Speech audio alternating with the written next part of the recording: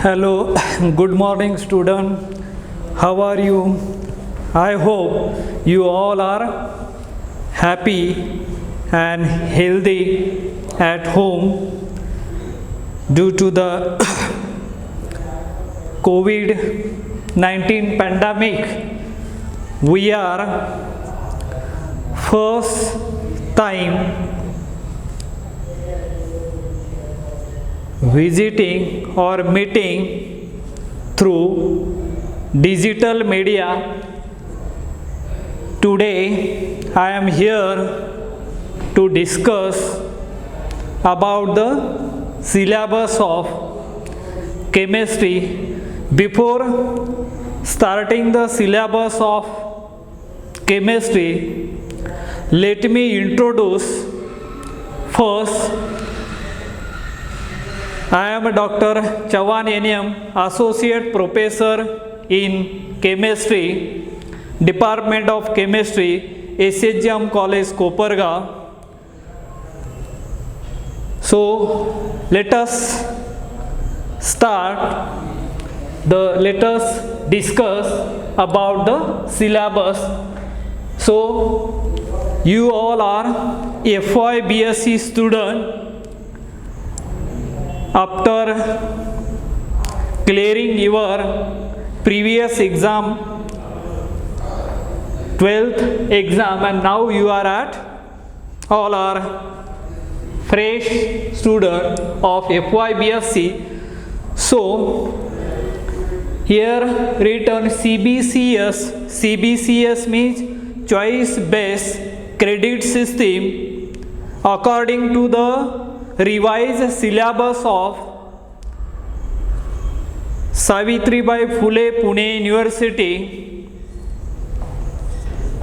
Introducing this syllabus from June 2019, and therefore it is called as pattern 2019. Pattern is written means your exam pattern is starting from 2019, but now this year is a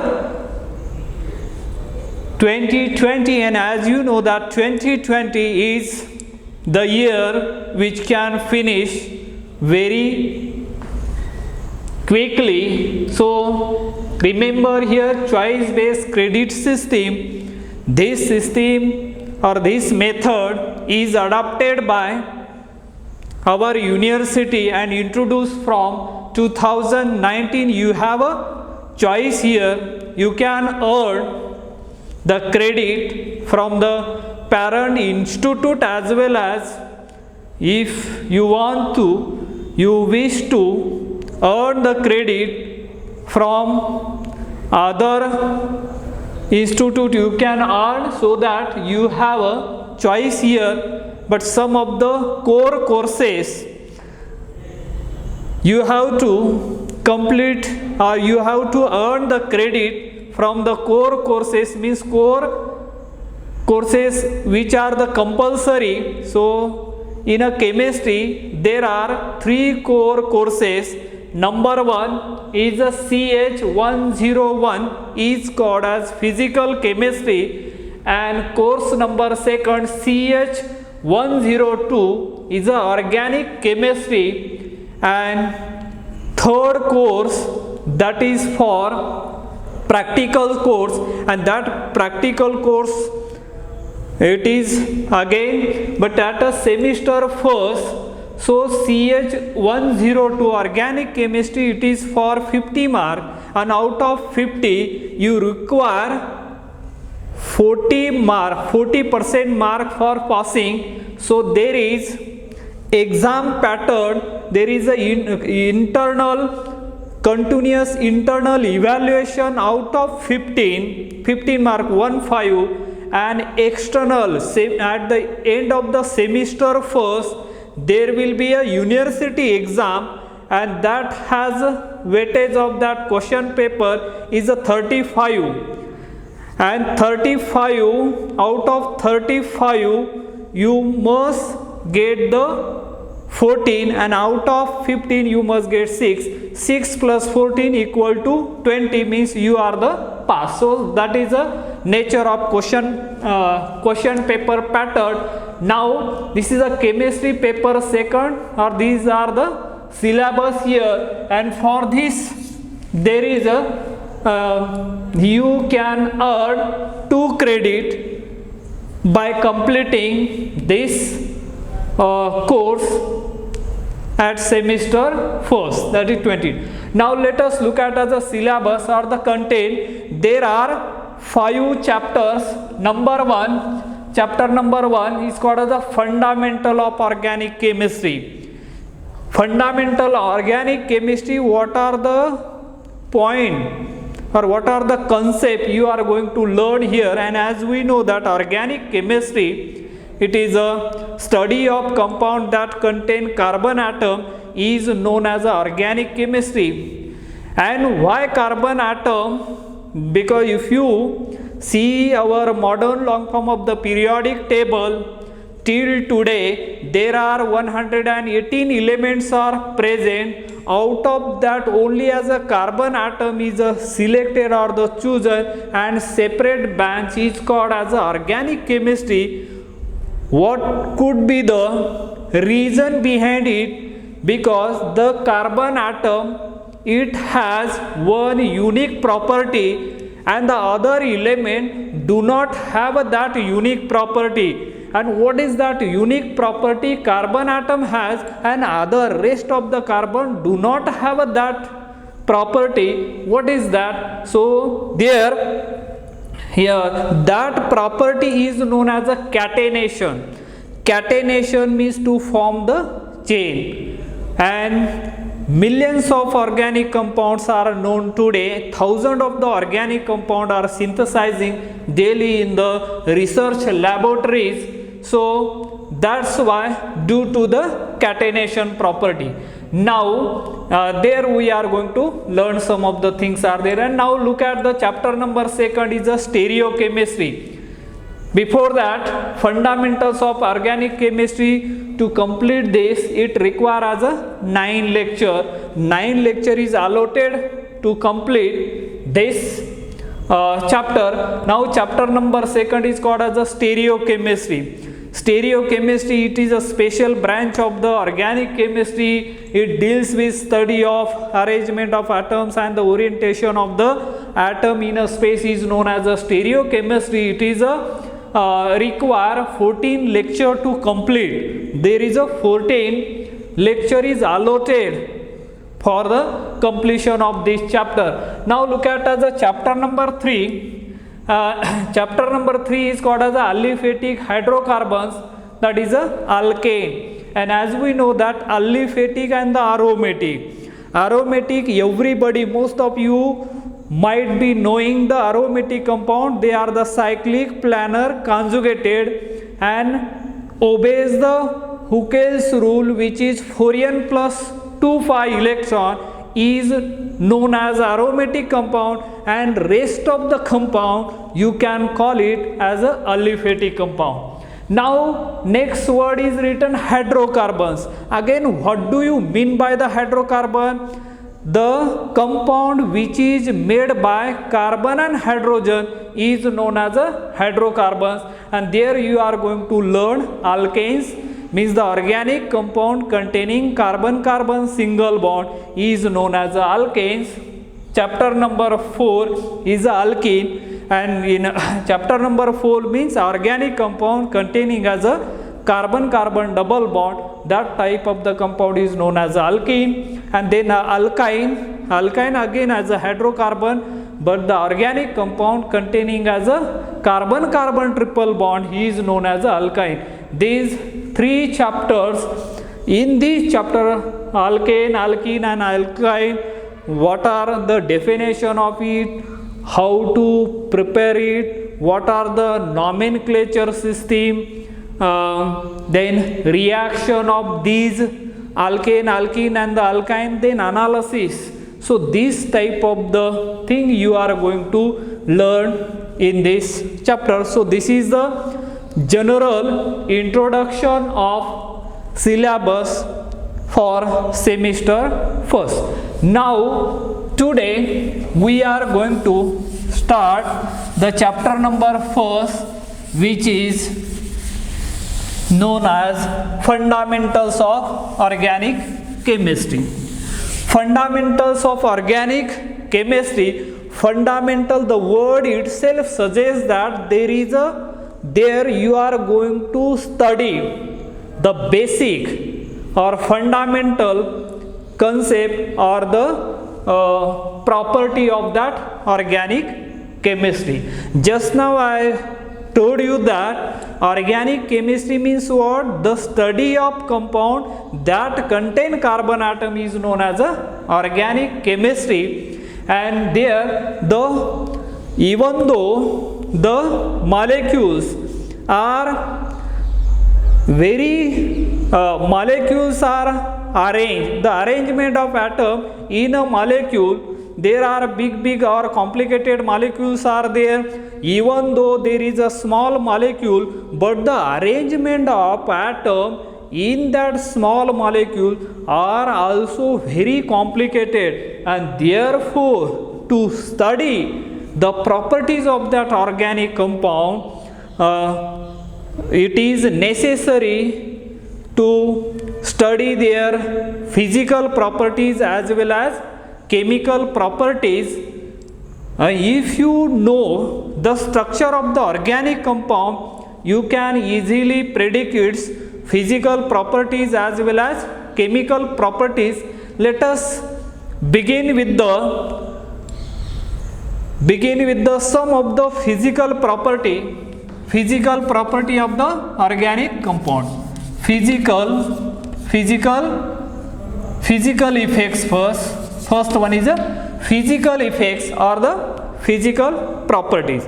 Now in an organic compound, suppose as a dipole moment, melting point, boiling point, refractive indexes, densities, solubility in a particular solvent are some of the physical property of the organic compound.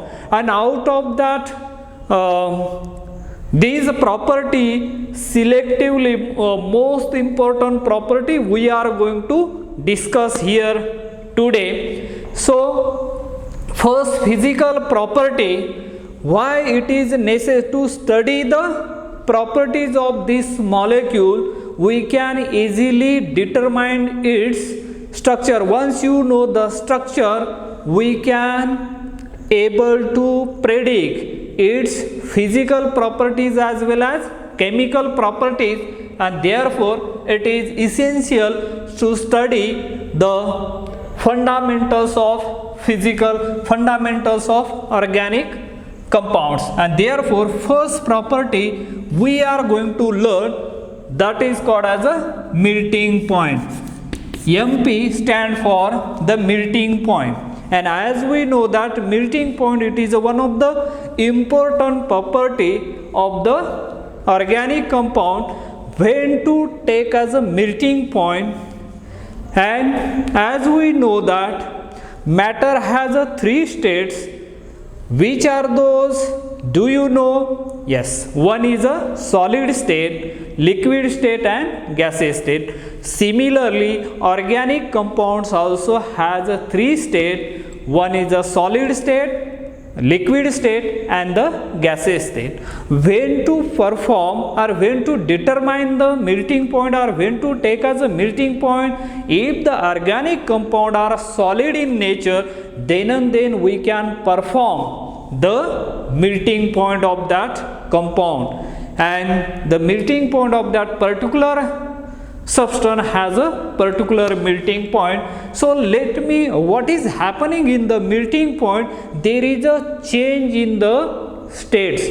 Solid state is generally converted into as a liquid. There is a phase change occur in that. And why that phase changes are occur? One phase is converted into as another phase, and during that thermal energy is overcome to that intermolecular forces, and that temperature is called as a melting point of that compound. But let me tell you one simplest definition about the melting point. Melting point is defined as like this: the temperature at which solid is converted into liquid, that temperature is known as a melting point of that substance. Got it?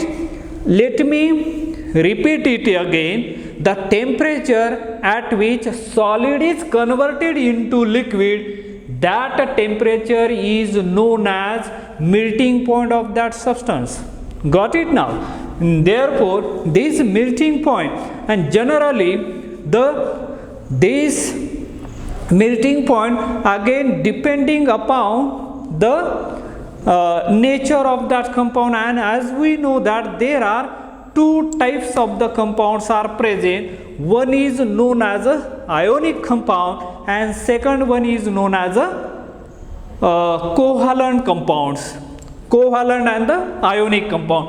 When ionic compounds are present, they are having very high melting point. Let us look at the simplest example of ionic compound. For example, let us see, here is a sodium chloride. Sodium chloride is a ionic compound. Why? Because there is a bond formed between sodium and chlorine. There is a charge separation, plus and minus. That type of the compound is called as ionic compound, and it has a melting point, I think 801 degree centigrade. And now non-ionic compound, if you talk about the non-ionic compound, and non-ionic compound generally is melting point is a very low as compared to as a ionic compound. For example, let us look at as a methane molecule, and methane molecule has its melting point 183 degrees centigrade. So that's the why they are differ from each other. Here just remember, ionic compound always has a higher melting point as compared to as a non-ionic compound or the covalent compound. CH4, it is a covalent compound because the electronegativity difference is approximately same in case of carbon and hydrogen, and therefore it is a covalent compound. Now let us move on to the next physical property. Physical property is known as, second one is known as second one is a boiling point. Boiling point. BP is stand for, the BP is nothing but as a boiling point. Now here what is happening, and as we know that here the phases are changed and the thermal energy overcome during the changes of these phases. Now what is happening here, the liquid, L stand for liquid, is converted into as a vapor. Let's simply define that. Let me tell you the simplest definition of boiling point. The temperature, similar to as a melting point, the definition is the same. The temperature at which liquid is converted into vapor at 1 atmospheric pressure, is known as boiling point of that substance. Understood this one? Again I am repeating this definition.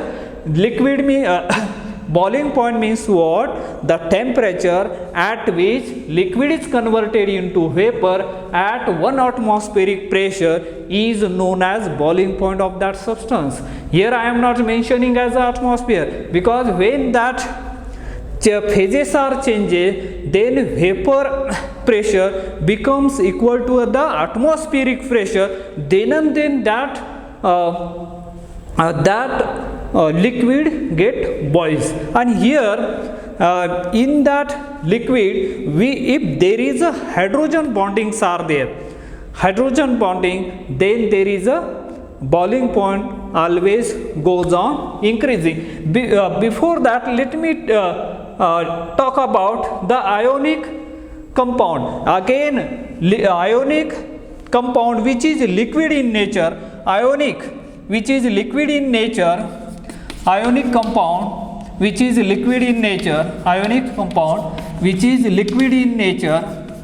has higher boiling point, I think 1413 degrees centigrade. So that is a higher boiling point ionic liquid which is a liquid in nature that is having 1415 degrees centigrade. So boiling point goes on increasing here. Suppose in case of the non-ionic compound, for example, let us see here again as this one about the sodium chloride NaCl. Now for non-ionic compound again, non-ionic compound, for example in case of the liquid, what is going to happen here? The boiling point I think may be as a 181 degree, 106, I think 161.5 degrees centigrade, something is around that. This is for the methane molecule, CH4 molecules. Got it? Means here also the boiling point of this compound, ionic compound, is a higher boiling point as compared to as a non-ionic compound. That are the property you must remember as far as this. These are the important property of the organic compound. For example, in case of the hydrogen bondings are present, and as we know that hydrogen bonding means what? When hydrogen atom and other electronegative elements are sufficiently close to each other, they get associated or they get attracted towards each other and they form the hydrogen bonding, and then the boiling point also goes on increasing. For example, let us see here the example is a HF. Hydrogen fluoride, it shows as a boiling point is I think 1700 degrees centigrade, and as you look at the analog of this compound, for example HCl, the size of chlorine atom is greater than this one. The boiling point is found to be I think minus 81 degrees centigrade, something is there. So similarly, as we know the well-known example of water molecule, right? Water molecule, everybody knows that water molecule can form the hydrogen bonding, and therefore suppose as a H2O molecule, as we know that H2O molecule has a boiling point is 100 degrees centigrade, right? Everybody knows that. And its analog, for example, let us see H2O sulfur dioxide, hydrogen sulfide or sulfur dioxide, it shows the boiling point is a 60 degrees centigrade. So that are the changes due to the size of that atom goes on increasing. The boiling point here you can see clearly, the boiling point goes on decreasing here. So these are the this is about the boiling point. Now let us move on to the third point we are going to discuss, that is called as a solubility. Third one is a solubility. Third one is a solubility.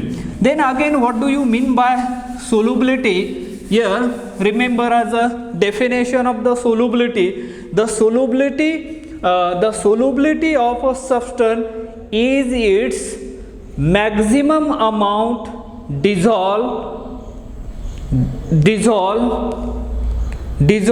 in a specific amount of solvent is known as a solubility.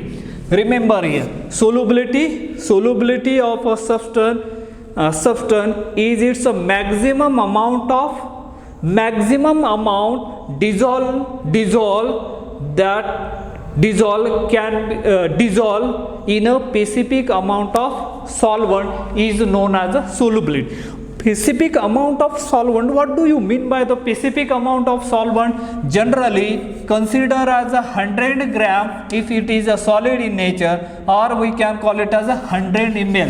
Let us see here is one of the simplest example of this solubility. Let us take as a one cup, day-to-day life we are using in our house. Let us take as a cup and take as a half cup of water, our drinking water you can take for an example, and then add 1 spoon, stir it well, it get dissolved completely.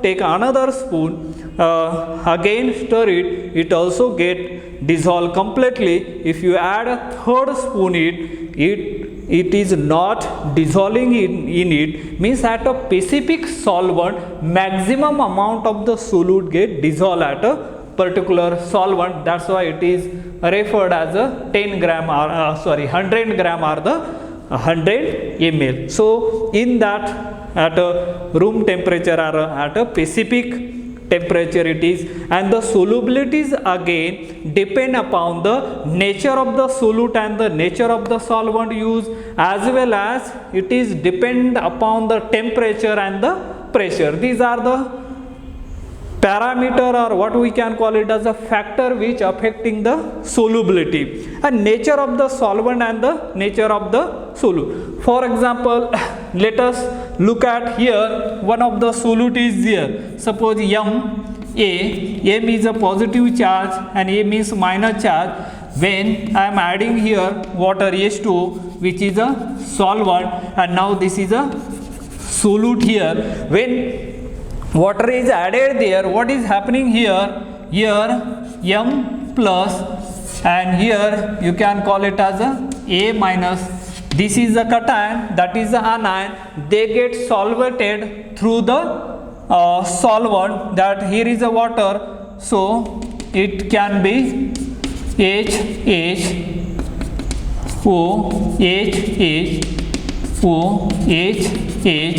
because the positive and this one is a negative, they get attracted toward it, each other. Suppose as here OH. Similarly, here what is happening here?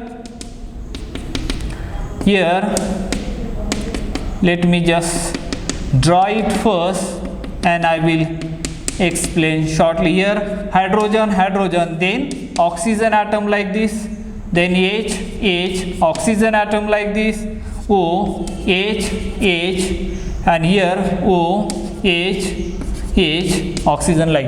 In this way they get, this is a cation solvated and this is a anion solvated, both are get solvated, and the solvent molecule occupies the space between this one, because cation gets surrounded by water solvent, anion also gets surrounded by this water. That type of the process is called as a solvation. When water is used, that is called as a hydration. Now here one general rule is there for the solubility: like dissolves like. This is the like dissolves like. So like dissolve likes, what do you mean by the likes dissolve like? Always remember, most of you